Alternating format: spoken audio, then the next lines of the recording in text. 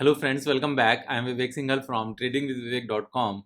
और आज हम बात करने वाले हैं विप्रो के बारे में। विप्रो में यहाँ से एक बहुत अच्छी अपॉर्चुनिटी नज़र आती है, लेकिन किसी भी अपॉर्चुनिटी को यहाँ पर ग्रैब करने से पहले हमें उसके रीजंस फाइंड आउट करने ज़रूरी होते हैं कि उसके रीजंस क्या होंगे। तो यहाँ पर एक बार बिजनेस को भी समझेंगे, फाइनेंशियल्स भी देखेंगे और टेक्निकल्स भी देखेंगे। जो की पॉइंट्स हैं मैं आपके साथ वो सारे यहाँ पर शेयर करने वाला हूँ। तो ये लर्निंग पॉइंट ऑफ व्यू से मैं वीडियो बना रहा हूँ। यहाँ पर जो भी डिसीजन लेना है वो आपने अपने हिसाब से लेना है, मेरे हिसाब से यहाँ पर सीखना है।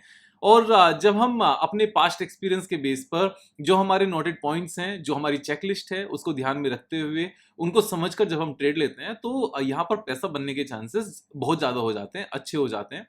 तो यहाँ गैम्बलिंग से बचना है, लेकिन स्पेकुलेशन फिर भी कहेंगे, because future is uncertain. Stock market में किसी भी चीज़ की गारंटी नहीं होती और ये बात हम सब समझते हैं। लेकिन अगर कंपनीज अच्छी है तो यहाँ पर पैसा बनना गारंटीड ही है, बस टाइम थोड़ा सा ऊपर नीचे हो जाता है, वो एक अलग बात है और ये चीज हमेशा रहेगी मार्केट में। तो जब हम एक बार विप्रो के चार्ट की बात करते हैं, सबसे पहले मैं आपको एक चीज दिखाना चाहता हूं कि stock price life time high से अगर करंट प्राइस तक देखने लगे then this is 48.18% down, 48.18% down. उसके बाद में अगर करंट प्राइस से लेकर ये वापस से लाइफ टाइम हाई तक जाने लगे तो यहां पर ऑलमोस्ट 93% पैसा बनाने के स्कोप है, यानी कि ऑलमोस्ट 100% डबल ही हो जाता है पैसा। अब बात ये आती है कि कौन कौन से रीजन हैं ऐसे जिसकी वजह से यहां पर इतना पैसा बन सकता है। तो यहां अगर हम देखें, पहली बात ये इतना गिरा क्यों। स्टॉक प्राइस का 50% डाउन जाना वो आसान बात नहीं है, अच्छी बात नहीं है, लेकिन इतना गिरा क्यों?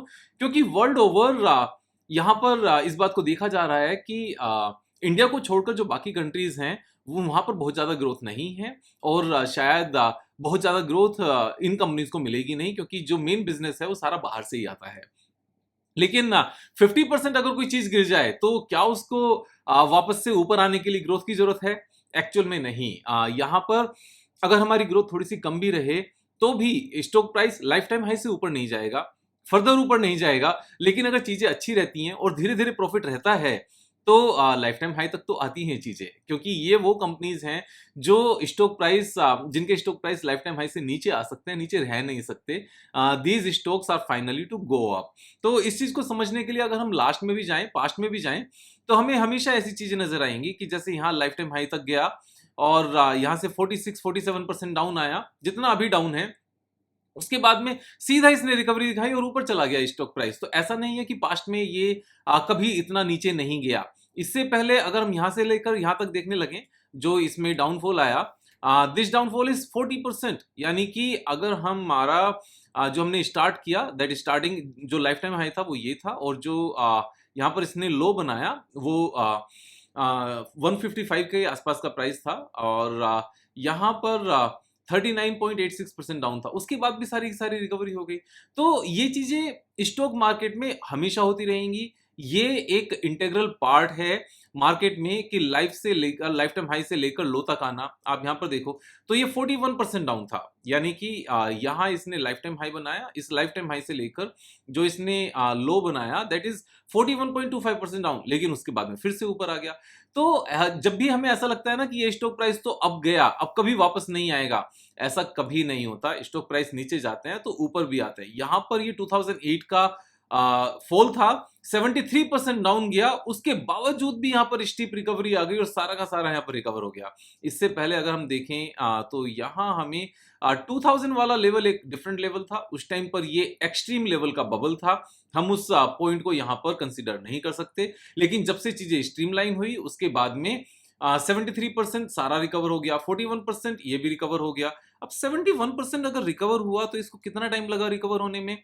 आप यहां देखो 415 डेज, दैट्स इट। 275% का गेन हुआ 415 डेज में। उसके बाद में जो ये हमारा सेकंड 40% वाला फॉल था, इसको टोटल रिकवर होने में कितना टाइम लगा? इसको रिकवर होने में 296 डेज लगे, दैट्स इट। और यहां पर फिर से जो 40% का फॉल है, ये 40% का फॉल रिकवर होने में 682 डेज लगे, यानी कि 64% गेन आ गया 682 डेज में। और यहाँ जो ये पेंडेमिक वाला फॉल था, इसको रिकवर होने में सिर्फ 6 मंथ्स लगे 90% गेन के लिए। तो सेम सिनेरियो यहां पर भी बनते हुए नजर आता है कि दिस टाइम जो ये 48% फॉल है, जो एक्चुअल में 48% के बदले और ज्यादा नीचे तक गया था, it went down up to 52%। तो ये पूरा का पूरा रिकवर होता हुआ नजर आता है। उसके रीजंस क्या हैं यहाँ पर?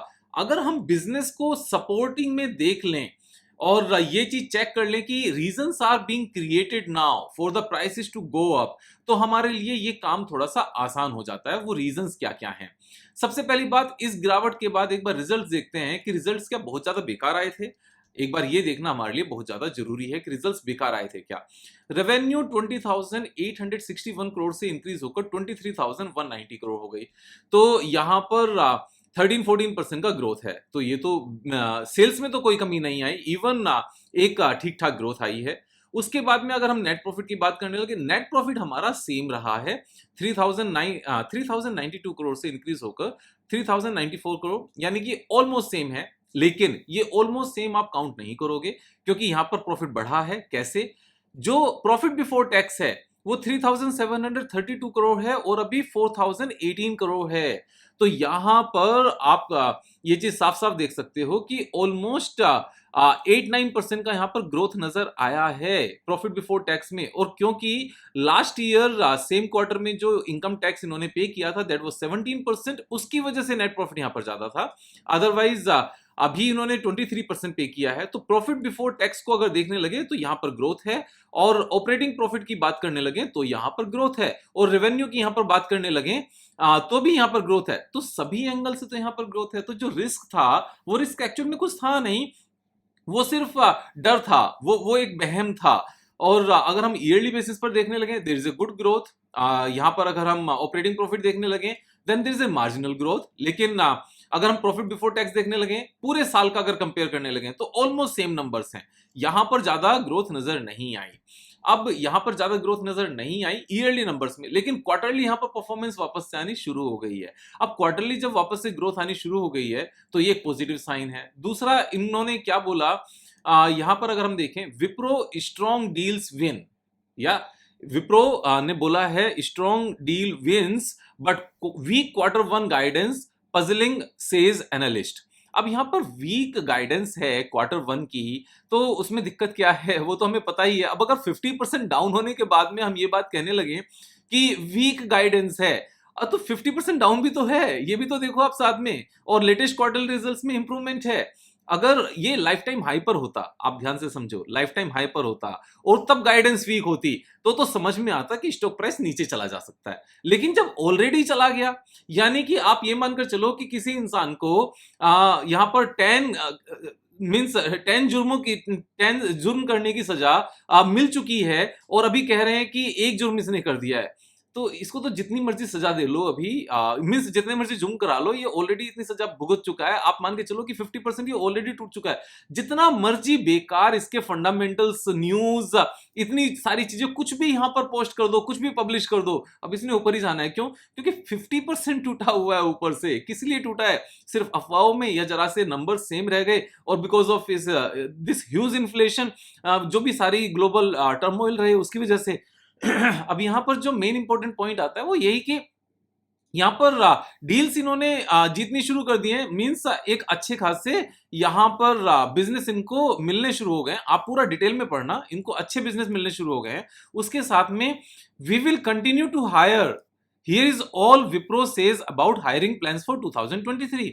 अब कोई भी कंपनी लगातार हायर क्यों करेगी? दो रीजन होते हैं, एक तो एट्रिशन होता है और एक यहां पर नॉर्मल ग्रोथ होता है। तो जब इस तरह की we will continue to hire, ये स्टेटमेंट कभी भी तब नहीं आती जब सिर्फ एट्रिशन को फिलअप करने के लिए हो, मींस जो लोग छोड़कर जा रहे हैं सिर्फ उसको फिलअप करने के लिए हो, ये सिर्फ तब नहीं आती। ये एक्चुअल में ग्रोथ को बताने के लिए ही आती है, that we are doing a good business, we are winning a lot of big deals for business growth, और उसको पूरा करने के लिए we are on the right track to hire more people in 2023। तो ये सारे रीजन है, यानी कि यहां से चीजें अच्छी हैं। उसके साथ में इन्होंने एक चीज और क्लियर की कि Wipro board clears 12,000 crore rupees of share buyback at a premium of 19%, यानी कि स्टॉक प्राइस को यहां पर सपोर्ट करने के लिए स्टॉक प्राइस को यहां पर सपोर्ट करने के लिए यहां पर बायबैक भी लेकर आया गया। 12,000 करोड़ रुपीस का बायबैक यहां पर दिखाया गया है। 445 रुपीस का बायबैक का प्राइस है, और अभी जो स्टॉक प्राइस है वो 385 है, यानी कि करंट प्राइस से लेकर भी। और बायबैक की न्यूज की बाद यस्टरडे मींस फ्राइडे को यहां से स्टॉक प्राइस ऊपर भी गया और 2.83% ऊपर गया, हैवी वॉल्यूम के साथ ऊपर गया, गैप अप के साथ ऊपर गया, देयर इज अ गैप, आप ध्यान से समझो, देयर इज अ गैप, उसके साथ ऊपर गया एंड 445 तक पहुंचने में अभी भी यहां से ऑलमोस्ट 15% का गैप है, यानी कि 15% ऊपर तो इन्होंने बायबैक निकाला है करंट प्राइस से, आप यहां पर ये मानकर चलो 444, 445, 15.38% का तो यहां से अपसाइड पोटेंशियल है बायबैक के प्राइस तक। तो ये सारे रीजंस क्रिएट किए जाते हैं यहां पर अच्छा करने के। अब एक और चीज इन्होंने क्या की, प्राइस को लंबे टाइम तक सपोर्ट करने के लिए इन्होंने क्या किया, यहां पर एक और न्यूज दी, Wipro share buyback biggest ever in size, IT major announces 45,500 crore rupees in buybacks in 8 years। आप ध्यान से समझो, अभी कितना बायबैक का आया ऑफर, 12,000 करोड़ का, और इन्होंने टोटल कितना यहां पर अनाउंसमेंट किया है कि नेक्स्ट 8 years में हम 45,500 करोड़ रुपीस तक का बायबैक ले आएंगे।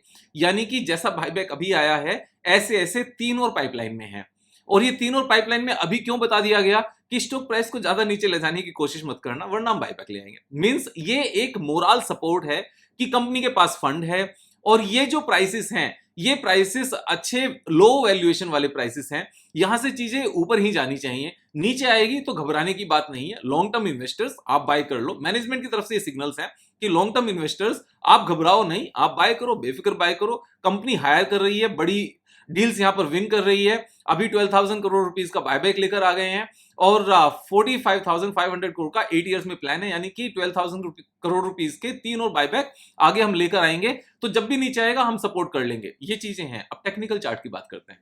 जब हम टेक्निकल चार्ट में यहां पर देखते हैं तो 2-3 चीजें नजर आती हैं। सबसे पहले यहां पर एक डबल बॉटम नजर आता है कि सेम ही लेवल पर यहां इसने सपोर्ट लिया, सेम ही लेवल पर इसने सपोर्ट लिया। उसके बाद में there is a W pattern, यहां पर डब्ल्यू पैटर्न को लेकर मैं अलग से वीडियो बनानी पेंडिंग है, वो मैं अलग से बना दूंगा। और ये डब्ल्यू पैटर्न यहां पर ब्रेकआउट कर चुका है। ब्रेकआउट करने में जब डब्ल्यू पैटर्न बना तो यहां पर एक इसने गैप के साथ ये ब्रेकआउट दिया, आप ध्यान से समझो, यहां पर गैप के साथ ब्रेकआउट दिया। There is a gap between last day high and next day low, इन दोनों के बीच में गैप है, यानी कि इस जो मैंने ये पाइपलाइन बनाई है इसमें कोई भी ट्रेडिंग नहीं हुई। सेम अभी जो यस्टरडे मींस फ्राइडे को पाइपलाइन बनी वो भी यहां पर एक गैप के साथ पाइपलाइन बनी, तो गैप के साथ यहां से ऊपर उठना शुरू हो रहा है अच्छी वॉल्यूम के साथ, और ग्रीन कैंडल्स में वॉल्यूम लगातार बढ़ रही है।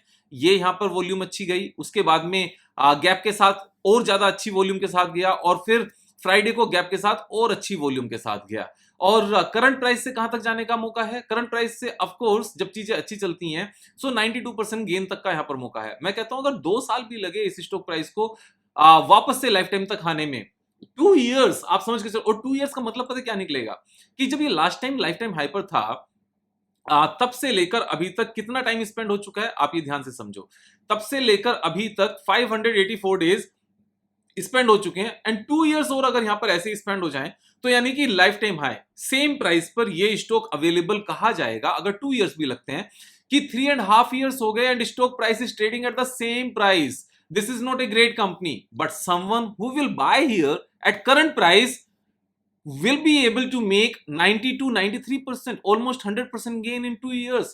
तो किसी के लिए हो सकता है सेम प्राइस पर रहे, और लेकिन अपने लिए तो ये 100% गेन देने वाला स्टॉक बन जाएगा। और इसीलिए मैं हमेशा कहता हूं जितनी मर्जी अच्छी कंपनी हो लाइफ टाइम हाई पर खरीदने से बचो। देखो कोई मोमेंटम ट्रेड हो पर्टिकुलर तो बात अलग है, लेकिन अगर एक लंबे साइज मींस लंबे गेन के लिए रखना है, बिग पोटेंशियल गेन के लिए रखना है, सो लाइफ टाइम हाई पर खरीदना मेरे हिसाब से समझदारी नहीं होती। अगर एक्स्ट्रा ऑर्डिनरी कुछ रीजंस हैं तो बात अलग है, लेकिन अगर हम यहां पर अपना ये रूल बना लें कि अच्छी कंपनीज को टॉप से 30-40% नीचे पर अगर परचेज करें और उसको लाइफ टाइम हाई तक रखें और इसी साइकिल को ऐसे रोटेट करते रहें, तो रिच बनने से कोई नहीं रोक सकता। लेकिन ऐसा करने के लिए हमें क्या करना होगा, स्टॉक को तब बाय करना पड़ेगा जब वो सस्ता हो, नीचे आया हो। और स्टॉक प्राइस जब भी नीचे आता है तब वो बैड न्यूज के साथ आता है, और बैड न्यूज हमें घबराहट देती हैं, और हम ये भूल जाते हैं कि बैड न्यूज तो जब लास्ट टाइम आया था ये स्टॉक प्राइस इतना नीचे तब भी थी, उससे पहले जब आया था तब भी थी, उससे पहले जब आया था तब भी थी। क्यों, हम इस चीज को यहां पर चेक भी कर चुके हैं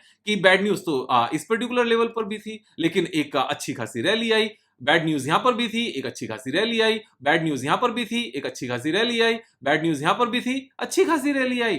और सेम चीज अभी भी है, बैड न्यूज के चलते नीचे आया, गुड न्यूज के चलते वापस से ऊपर चला जाएगा। इसे ही तो स्टॉक मार्केट कहते हैं, और इसीलिए तो यहां पर 10 ईयर्स के फिक्स डिपॉजिट के इक्वल पैसा एक साल में बन जाता है यहाँ पर, अगर हम राइट अच्छे तरीके से सोच समझकर बैक टेस्टिंग करके पास्ट से यहाँ पर एक्सपीरियंस लेकर समझकर बिजनेस समझ के फाइनेंशियल्स देखकर और ब्लेसिंग्स के साथ अगर ट्रेड करें। क्योंकि अगर ब्लेसिंग्स नहीं होगी तो हम उस बैड न्यूज को बैड न्यूज ही देखते रहेंगे, हम इसको सस्ता होने का कारण नहीं देखेंगे। और ऊपर जाने के लिए जैसे बैड न्यूज क्रिएट की गई तो ऊपर जाने के लिए गुड न्यूज क्रिएट हो रही है ना। बताया गया ना कि अच्छे बड़े डील्स मिल रहे हैं, बताया गया कि 12,000 करोड़ रुपीस का बायबैक आ रहा है, बताया गया कि नेक्स्ट 8 ईयर्स में 45,500 करोड़ रुपीस का बायबैक होगा। So reasons are created to bring the prices down and reasons will be created always to bring the prices up again. इसी साइकिल में पैसा है। ये जैसे हम साइकिल चलाते हैं ना, अपनी बाइसिकल चलाते हैं, ये वैसा ही है। अगर पैडल नीचे गया तो ऊपर आएगा, वो हमारे ही हाथ में है। जो दूसरा वाला पैर होता है ना, वो अपने आप से पुश करता है ऊपर से नीचे को, इस वाले पैडल को नीचे से ऊपर उठाने में। और ये पैडल दूसरा वाला कौन है? कभी ऑपरेटर होगा, कभी मैनेजमेंट होगा, कभी ऑपरेटर होगा, कभी मैनेजमेंट होगा। हमें दोनों बातें समझनी है यहाँ पर। आप सीखते रहिए, मैं सिखाता रहूंगा। आप शेयर करते रहिए दोस्तों के साथ। सब्सक्राइब नहीं किया तो सब्सक्राइब कर लें और दोस्तों को सब्सक्राइब करने के लिए बोलें। कल फिर मिलेंगे एक नई वीडियो के साथ, तब तक जय हिंद।